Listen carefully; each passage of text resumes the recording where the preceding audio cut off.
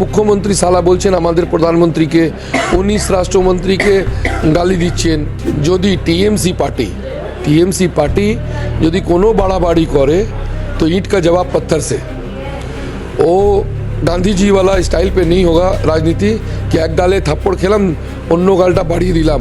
2016-তে তো আমি সংখ্যালঘু সামনেই আমি রাজনীতি করেছি, তো ওরা মন প্রাণ দিয়ে জানে কি রাকেশ সিংয়ের সেকুলারিজম কীরকম আছে আর রাষ্ট্রবাদী কীরকম আছে, আর বিজেপিতে যাওয়ার পর রাকেশ সিং কীরকম লোক হয়েছে।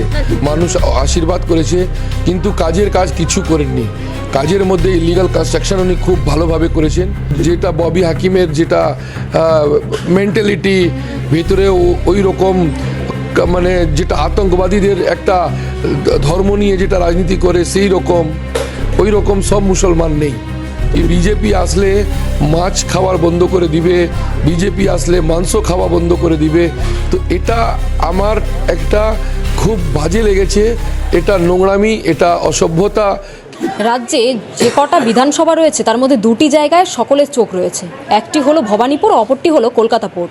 ভবানীপুরে মুখ্যমন্ত্রীর বিরোধিতা করতে গিয়ে দাঁড়িয়েছেন শুভেন্দু অধিকারী পদ্মফুল চিহ্নে, এবং অপরদিকে কলকাতা পোর্ট, এই কলকাতার মেয়র যিনি রয়েছেন ফিরহাদ হাকিম, তাকে টেক্কা দেওয়ার জন্য বিজেপি প্রার্থী হিসেবে বেছে নিয়েছেন রাকেশ সিংকে। তিনি এই মুহূর্তে আমাদের সাথে রয়েছেন। প্রচার সেরে এসছেন, গেরুয়া আবির রয়েছে জামায় এবং ঘেমে জামা প্রায় ভিজে গিয়েছে। সকাল থেকে প্রচার শুরু করেছিলেন, জেল থেকে বেরিয়েই প্রচার শুরু করেছেন। শারীরিক অবস্থা কেমন রয়েছে? শারীরিক অবস্থা তো ভালো নেই, কিন্তু মনের অবস্থাটা খুবই ভালো আছে। আর আগামী 29 তারিখ ইলেকশনের পর রেজাল্ট আছে 4 তারিখ। 5 তারিখে আপনার সাথে আমরা স্যাফরন হোলি খেলবো, এটা আমার দীর্ঘ বিশ্বাস। ভবানীপুর যেমন গুরুত্বপূর্ণ আসন, সেই রকম কলকাতা পোর্টটাও গুরুত্বপূর্ণ আসন। কারণ মানে আপনি যেখানে বসবাস করেন সেই কলকাতার মেয়রের বিরোধিতা করতে আপনাকে দাঁড় করানো হয়েছে বিজেপি। কতটা এই পদ বা এই দায়িত্ব সব গুরুত্বপূর্ণ? আমার কাছে চ্যালেঞ্জ ছিল, কিন্তু যখন আমি ডোর টু ডোর নেমেছি, তো নামার পর মানুষের যেটা ভালোবাসা আর ডোর টু ডোরে আশীর্বাদ যেটা পাচ্ছি, খুব মানে এই লড়াইটা মানে চ্যালেঞ্জটা খুব ইজি হয়ে গেছে আমার জন্যে। কলকাতা পোর্টে যখন আপনি প্রচারে ঘুরছেন তখন বিভিন্ন জায়গায় দেখছি রাস্তার মধ্যে এক হাঁটু জল জমে আছে। ফিরহাদ হাকিম রাজ্যের মেয়র, কলকাতার মেয়র, তিনি কি কলকাতার এত উন্নতি করতে ভুলে গেছেন যে নিজের এই পোর্ট এলাকাটাই ভুলে গেছেন? উনি খালি 15 বছর এমএলএ হয়েছে, নিশ্চয়ই মানুষের আশীর্বাদ নিয়ে মানুষ ভোট দিয়েছে, মানুষ আশীর্বাদ করেছে, কিন্তু কাজের কাজ কিছু করেননি। কাজের মধ্যে ইলিগাল কনস্ট্রাকশন উনি খুব ভালোভাবে করেছেন। রাস্তাঘাটটাকে 12টা বাজিয়ে দিয়েছেন। তারপরে বেরোজগারিটা খুব মানে চরমে পৌঁছে দিয়েছেন। এই সব জিনিসটা এখন যখন ডোর টু ডোর যাচ্ছি, তো মানুষের কাছে এই ক্ষোভটা আমাকে সহ্য করতে হচ্ছে কি আপনি ওই রকম করবেন না তো, যেটা আমি 15 বছর যে লোককে বিশ্বাস করলাম সেই কাজটা তো আপনি করবেন না তো। তো এই সব প্রশ্নর উত্তরটা আমাকে দিতে হচ্ছে। ওদের কাছে প্রচারে গালাগালি সালা, আপনি যেটা মুখ্যমন্ত্রী সালা বলছেন আমাদের প্রধানমন্ত্রীকে, 19 রাষ্ট্রমন্ত্রীকে গালি দিচ্ছেন, মাংস খাবে না, এটা ওনাদের ইস্যু আছে। মাছ বিক্রি বন্ধ করে দিবে বিজেপি। তো ওদের কাছে আর বেশি কোনো ইস্যু নেই। এই সব ইস্যু আছে, বিকাশের জন্যে কোনো কথা ওটা নেই। আপনার বিধানসভা কেন্দ্রতে সংখ্যালঘুদের সংখ্যা অনেকটাই বেশি। সংখ্যালঘুরা কি বিশ্বাস করবে আপনাকে তৃণমূলকে ছেড়ে? 2016-তে তো আমি সংখ্যালঘু সামনেই আমি রাজনীতি করেছি, তো ওরা মন প্রাণ দিয়ে জানে কি রাকেশ সিংয়ের সেকুলারিজম কীরকম আছে আর রাষ্ট্রবাদী কীরকম আছে, আর বিজেপিতে যাওয়ার পর রাকেশ সিং কীরকম লোক হয়েছে। না, যে দাওয়াতে ইসলামের একেবারে সরাসরি বক্তব্য রাখছে, দাওয়াতে ইসলাম দেব, মুসলিমদেরকে বলছে যে এটা যারা হিন্দু ধর্মে বা অন্য ধর্মে করেছে তারা মানে সৌভাগ্যবান না, তারা গান্দা ধর্ম বলছেন মুখ্যমন্ত্রী ফিরহাদ হাকিম বলছেন। আপনার মনে হয় যে সংখ্যালঘুরা তাকে বাদ দিয়ে আপনাকে ভোট দেবে? মৃত্যুকুণ্ড এইসব তো উনি বলেছেন, মানে হিন্দু ধর্মকে যত গালাগালি করবেন উনি করতে পারেন, কিন্তু হিম্মত আছে এই সব জিনিসটা মুসলমান ধর্মের জন্য একটা কথা বলে দিতেন? বা ববি হাকিম যেটা বলেছেন উর্দু লোক বেশি এখানে বলবে, ইসলাম ধর্মের লোকরা কি ভোট দেবে রাকেশ সিংকে? রাকেশ সিংকে ভোট দেবে না কি দেবে সেটা সময় বলবে। অনেক মুসলমানকে উনি বদনাম করেছেন, সবাই মুসলমান ওই রকম নেই। যেটা ববি হাকিমের যেটা মেন্টালিটি ভেতরে ওই রকম, মানে যেটা আতঙ্কবাদীদের একটা ধর্ম নিয়ে যেটা রাজনীতি করে সেই রকম, ওই রকম সব মুসলমান নেই। তো আমাদের বিশ্বাস আছে কি আমরা ধর্ম নির্বিশেষে আমরা সব ভোট পাবো। রেসপন্স কেমন পাচ্ছেন সংখ্যালঘুদের থেকে? খুব ভালো, খুব ভালো, মানে খুব ভালো। লোক বলছে আমাকে আশীর্বাদ দেওয়ার সময় কি আপনি কেন আসলেন, আপনার আসার কোনো দরকার ছিল না। তো আমি বললাম কি ভাইয়া যদি আমি না আসি, আপনার আশীর্বাদ না নিই তো কী করে আমি জিতবো? বলে না আপনি জিতছেন, আমরা আশীর্বাদ আগে থেকে যখন একটা টিকিট বেঁচেছিল তখনই আমরা জেনে গেছিলাম কি আপনি দাঁড়াবেন, আর আমি সেই দিন ধরে ভগবান থেকে আশীর্বাদ করে আপনাকে আশীর্বাদ দিয়ে দিয়েছি। রাকেশ দা, আপনি বারবার মানে খবরের শিরোনামে থাকেন, বারবার দেখি যে দলকে না জানিয়ে ভিডিওতে ফেসবুক ভিডিও করতে করতে কংগ্রেসের কার্যালয়ে ঢুকে যাচ্ছেন। নিজের যেটা যখন মনে হয় দলের বিরুদ্ধে যদি কেউ বলে আপনি নিজে দাঁড়িয়ে পড়েন, পেছনে কেউ থাকুক আর না থাকুক। তো এখন তো দল এত বড় একটা দায়িত্ব দিয়েছে, সেক্ষেত্রে কি কিছু করার আগে রাগটাকে একটু কন্ট্রোলে রাখতে হয় যে না আমাকে এবার সত্যিকার খুবই সংযত হতে হবে। কেন কি এত বড় বিশ্বাস দল করেছে, আর দলকে কোনো বিপদে আমি ফেলবো সেটা আমি কোনোদিন চাইবো না। কেন কি আমাদের ভারতীয় জনতা পার্টির রাজনীতিটা খুব মানে ডিসিপ্লিন পার্টি, তো সেটা রাগ মাথায় কোনো সময় হয়ে যায়, কিন্তু এবার সংযত হতে হবে। আমাকে অ্যাকাউন্টেবিলিটিটা রাখতে হবে, আমাকে জবাবটা দলকে দিতে হবে কি আমি কেন করলাম না। তো এসব আছে, কিন্তু এবার থেকে একটু ধৈর্য ধরে রাজনীতিটা করতে হবে। আচ্ছা রাকেশ দা, এই যে আপনি আগে যেটা বলেছিলেন নিজেই সব ঠিক করতেন, দলের বিরুদ্ধে কেউ কিছু বললে রাকেশ সিং আগে দাঁড়াতো, পেছনে কেউ থাকুক না থাকুক, এখন একটু সংযত হতে বলেছে আপনাকে। এবার কি মানে প্রতিবাদের ভাষাটা কি অন্য পাল্টাবে? না, প্রতিবাদের ভাষাটা পাল্টাবে না। আমার এলাকার মধ্যে যদি টিএমসি পার্টি যদি কোনো বাড়াবাড়ি করে তো ইট কা জবাব पत्थर से। ও গান্ধী জি वाला স্টাইল पे नहीं होगा রাজনীতি কি এক গালে থাপ্পড় খেলাম অন্য গালটা বাড়িয়ে দিলাম। আচ্ছা, কংগ্রেস থেকে যখন বিজেপিতে এলেন তখন কি গান্ধীজির এই নীতি আদর্শকে ফেলে এসেছিলেন? হ্যাঁ একদম। ওখানে সে সময় আমি টিএমসি সাথে লড়তে জন্য এই মেন্টালিটিতে আমি দলটা ছেড়েছিলাম। কেন কি ওখানে দুটো জিনিস ছিল, একটা কংগ্রেসের সব নেতা টিএমসি একটা বি টিম হয়ে গেছিল, তো ওখানে টিএমসি সাথে কি করে লড়বো, একটা ওটা। দ্বিতীয় কথা, লিডারশিপ বলে কিছু ছিল না কংগ্রেসের মধ্যে, লিডারশিপ বলে কিছু ছিল না। মানে সব জিনিসটা দিল্লি ঠিক করবে, কোনো জিনিসটা রাহুল গান্ধী ঠিক করবে, তো এই সব জিনিসটা মেনে নিতে পারলাম না। তাই জন্যে আজ থেকে 6 বছর আগে আমি দলটা ছেড়ে দিয়েছিলাম। রাকেশ দা, আপনার পিএকে মানে প্রচার করছেন, কোথায় যেতে হবে, কে করতে হবে, মেয়েকে কোনো গুরু দায়িত্ব দিয়েছেন কি? মেয়ে প্রথম থেকে অ্যাক্টিভ ছিল? কোনো দিন আমার মেয়ে আর আমার কোনো ছেলে অ্যাক্টিভ ছিল না, কিন্তু যেদিন ধরে ওর বাবার ওর উপরে আমার ছেলের উপরে যখন বিপদটা এসছে তখন সবাই হাতে হাত ধরে এটাই সিদ্ধান্ত নিলাম, মরবো একসাথে, বাঁচবো একসাথে। ফ্যামিলিটা আগে আছে, ফ্যামিলি বাঁচলে পার্টি বাঁচবে, পার্টি বাঁচলে আমাদের কর্মীরা বাঁচবে। তো আমার মেয়ে খুবই স্ট্রাগল করেছে। আমার মেয়ে এই বয়সে 3 দিন 4 দিন লালবাজার লকআপ খেটেছে। আমার বড় ছেলে এখনও জেলে আছে। তো যখন জেলে আছে তো নিশ্চয়ই সবাই খুব ভালো পরিস্থিতিতে জানে কি আপনি টিকিট পেয়েছেন কলকাতা পড়তে? হ্যাঁ, জেলে তো আমার সাথেই ছিল, তখন নিউজটা তো চলছিল, নিউজটা তো টিভি, তো আমাদের ফাইলে তো টিভি ছিল, তো সে সময় আমরা দেখে নিয়েছিলাম কি পাচ্ছি রাকেশ সিংয়ের নামটা চলছে অনেক টিভি, কিন্তু সে সময় আমি পাইনি।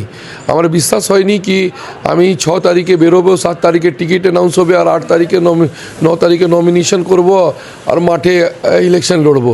সেটা ভগবানের কৃপা, আমার মা বাবার আশীর্বাদ, আমাদের কর্মীদের সাহস, মানে এটা আমাকে খুব মানে এই জায়গাটা নিয়ে আসার জন্যে আমি একমাত্র ভগবানকে খুব মানে আশীর্বাদই মানি কি হঠাৎ একটা মানে সারপ্রাইজটা আমাকে ভগবানটা এটা দিয়েছে। রাকেশ সিংকে যদি আমরা 2 মাস আগের দেখি, রাকেশ সিং, সেখান থেকে আপনার চেহারার বেশ কিছু পরিবর্তন হয়েছে।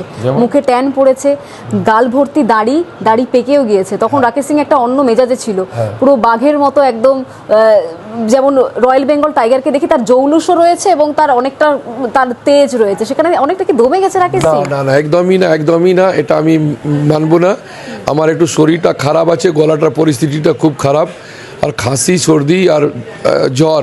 5 দিন হসপিটালে বেরোনোর পর 5 দিন হসপিটালে অ্যাডমিট ছিলাম।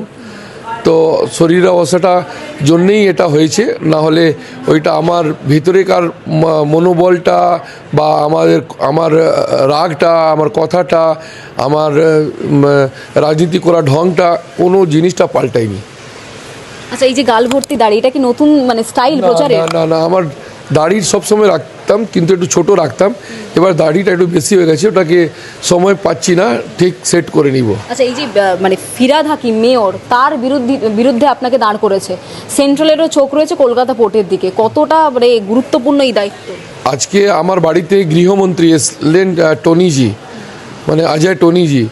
তারপর বনসালজি ফোন করে জিজ্ঞেস করলেন, শুভেন্দু অধিকারী কালকে বাড়িতে এসেছিলেন। তো ওদের সবাই এক্সপেকটেশনটা আমার প্রতি খুব বেড়ে গেছে কি তুমি হারাতে পারবে ভাই, তুমি লড়াইটা যেভাবে করছো, তুমি কোনো দিন বসবে না বাড়িতে, মাঝে থাকবে, কর্মীদের মাঝে থাকবে, মতদাতার কাছে থাকবে, তুমি জিতে যাবে। যাটা আমাদের পোর্ট এলাকা ডি গ্রেডে ছিল, ওদের একটা অবজারভেশন ছিল, ওদের একটা মানে ওদের কি বলা যায়, মানে সার্ভে ছিল। সার্ভের মধ্যে আমাদের 3 নম্বর 4 নম্বরে আমি ছিলাম, হঠাৎ 2 নম্বরে এসে গেছি, কালকে 1 নম্বরে এসে যাবো, এটা ভগবান চাইলে। আচ্ছা রাকেশ সাহেব, কলকাতা পোর্ট এলাকাতে নন বেঙ্গলি অনেকে রয়েছে, বাঙালি অনেকে রয়েছে। নববর্ষের দিন দেখলাম ধুতি পাঞ্জাবি পরে আপনি হাতে মাছ নিয়ে বেরিয়েছিলেন, মানে আপনি কি বাঙালি বাড়ির ছেলে হয়ে গেছেন? না, বাঙালি তো আছেই, বাঙালি কালচারটা নিয়ে বড় হয়েছি, তো বাঙালি ছাড়া তো কোনো কথা নেই। কিন্তু এই মাছটা নেওয়ার পিছনে আমার একটা সিদ্ধান্ত ছিল, প্রভাত ফেরি হয়, নববর্ষে প্রভাত ফেরি হয়। তো প্রভাত ফেরি যখন 8টার সময় করছিলাম, তো ওর নিয়ম আছে কি একটা মেসেজ দেওয়ার, কি তুমি প্রভাত ফেরিটা কেন করছো। তো আমার প্রভাত ফেরির মধ্যে একটা মেসেজ ছিল কি মাননীয় একটা মুখ্যমন্ত্রী এইভাবে একটা মানে নন ইস্যুকে ইস্যু করছেন, আর আমাদের পার্টি কর্মী নেতা আমাদের দলকে বদনাম করছেন কি বিজেপি আসলে মাছ খাওয়ার বন্ধ করে দিবে, বিজেপি আসলে মাংস খাওয়া বন্ধ করে দিবে। তো এটা আমার একটা খুব বাজে লেগেছে, এটা নোংরামি, এটা অসভ্যতা। কি বাঙালি মানে তো মাছ, মাছ মানে তো বাঙালি, কি করে বন্ধ হবে? মাছ খান? মাছ কোনোদিন খেতাম না, কিন্তু সেদিন প্রথমবার আমি খেয়েছি। মাছ খেয়েছেন নববর্ষের দিন? হ্যাঁ। মানে এটা তো মানে ইতিহাস করেনি আপনার জীবনে, ইতিহাস বলতে পারেন। কোনোদিন খাইনি, কিন্তু সেদিন আমি ভাবলাম কি যদি আমি না খাই তো এটা মানে মাছকে অসম্মান করা হবে।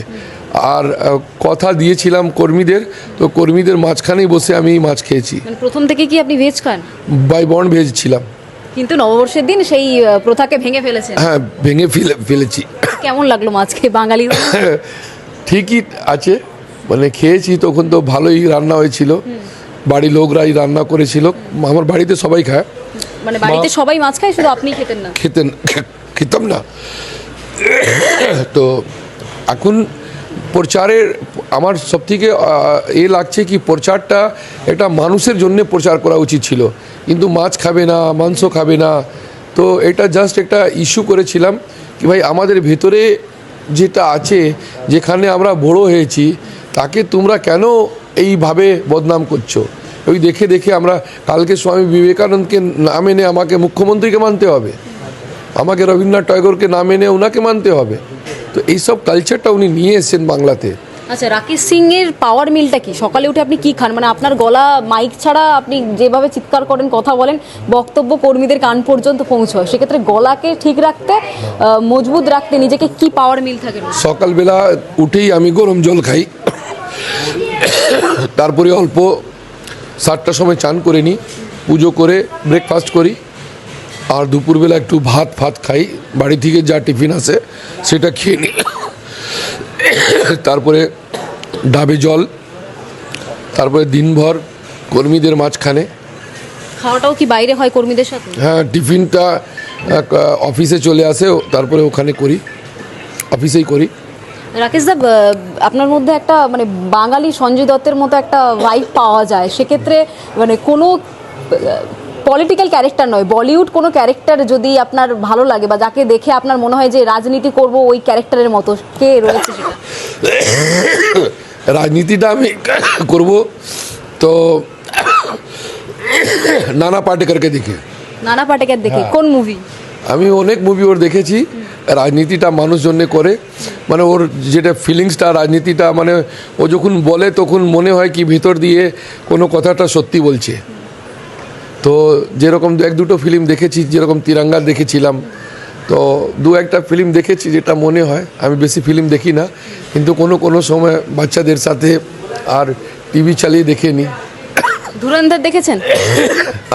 ধুরন্ধর দেখেছেন? এখন ধুরন্ধর এখন দেখিনি, দেখবো, নাম খুব শুনছি। ধুরন্ধর এটা খুব ভালো বই হয়েছে। মানে 4 তারিখের পরে দেখবেন বসে পরিবারের সাথে? 5 তারিখে পরে দেখবো। 5 তারিখের পরে হ্যাঁ, দেখবেন? 5 তারিখে পরে দেখবো। আচ্ছা, বলিউড স্টারের কথা তো শুনলাম, পলিটিক্যাল স্টার যারা রয়েছে অন্য পার্টির হতে পারে সেটা, বা আপনার জন্ম হওয়ার অনেক আগে ছিল স্বাধীনতা সংগ্রামী, কে রয়েছে যাকে দেখে অনেক? মোদিজি, অনলি অ্যান্ড অনলি মোদিজি। মানে আমি মোদিজিকে একটা মানুষের ভগবানের রূপ দেখি। মানে আমি তো, আমার একটা সৌভাগ্য হয়েছিল ওনার সাথে 2 মিনিট ওনার হাত স্পর্শ করার একটা সৌভাগ্য হয়েছিল রেসকোর্সে। কিন্তু মানে মোদিজিকে দেখে মনে হয় কি, আর যোগীজিকে দেখে কি, এটা মানে রাজনীতির মধ্যে একটা দুটো অক্ষত্র একটা মানে বিরল মানুষ এই পৃথিবীতে এসছে।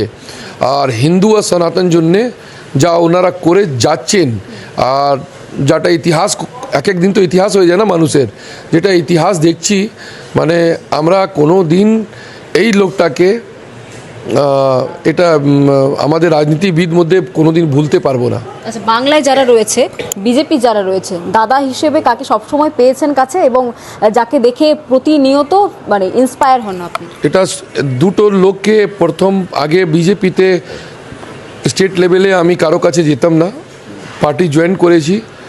পার্টিটা জয়েন করার পর নিজে মতন করতাম, কেন কি 4 বছর বসেছিলাম। কিন্তু যেভাবে শুভেন্দু অধিকারী আর শ্রমিক ভট্টাচার্য, মানে আমার বাড়ি এক একটা মানে লোককে যেভাবে প্রোৎসাহিত করেছেন, মানে আমার বাড়িতে আসার, আমার ছেলে মেয়েকে, আমার ছোট ছেলে ওয়ান্টেড, বড় ছেলে জেলে, মেয়ে জেলে, আমার ওয়াইফ একা পড়ে গেছিলো, আমার মা বাবা একা পড়ে গেছিলো। সে সময় যারা এরা দুজন যেভাবে খাটাখাটনি করেছেন, সেটা আমি মানে এই জন্মতে কথা বলে মাইকে দুটো কথা বলে দিলাম বা ওনাকে থ্যাংক ইউ লিখে দিলাম, সেটা খুব ছোট হয়ে যাবে। মানে এরা যা করেছে, মানে সত্যিকার, মানে একটা নেতা একটা কর্মী পাশে যদি এইরকম দাঁড়ালে পার্টিটা কোনো সময় দাঁড়িয়ে যাবে। আমার শেষ প্রশ্ন এটা, ফিরহাদ হাকিমকে ভোট না দেওয়ার 4টে কারণ এখানকার যারা জনগণ রয়েছে। প্রথম কারণ আছে কি, উনি একটা খুব বড় মিথ্যাবাদী। দ্বিতীয় কথা, উনি ধর্ম নিয়ে রাজনীতি করেন, খালি নিজের ধর্মটা কথা বলেন। 15 বছরে খালি সিন্ডিকেট, গুন্ডা, মাফিয়া আর ফুটপাতে দখল করেছেন, ইউনিয়ন রুম করেছেন। 4th যেটা আছে, বেরোজগারিটা খুব বাড়িয়ে দিয়েছেন, বেরোজগারিটা। সেটা এই 3-4টা ইস্যু আছে যেটাকে নিয়ে, যেটা আমি মানুষ কাছে যাচ্ছি, সেটা আপনাকে বাংলা হান্টকে বললাম। আচ্ছা, ভোট দেওয়ার কোনো কারণ রয়েছে? ওনাকে ভোট দেওয়ার না, কোনো কারণ নেই। ভোট তো দেবো না, আর করতেও দেবো না। রাকেশ সিং এই মুহূর্তে বাংলা হান্টের সম্মুখীন ছিলেন এবং তিনি বললেন বলিউডে নানা পাটেকরকে দেখে তার এই যে রাজনীতির প্রতি যে সেই দৃঢ় হওয়া তিনি শিখেছেন এবং মোদিজি তার কাছে ঈশ্বর, সেই ঈশ্বরের সাথে দেখা করার সৌভাগ্য তিনি পেয়েছেন এবং সেই ঈশ্বর এবং শুভেন্দু অধিকারী, শ্রমিক ভট্টাচার্যের কথা মাথায় রেখেই কিন্তু 26শে ভোটে রাজ্য বিজেপি তাকে যে দায়িত্ব দিয়েছে সেই দায়িত্ব তিনি কাঁধে নিয়েছেন এবং চোখ বন্ধ করে সেটা পালন করবেন। ক্যামেরা শুভদীপের সাথে রিয়া, বাংলা হান্ট, কলকাতা।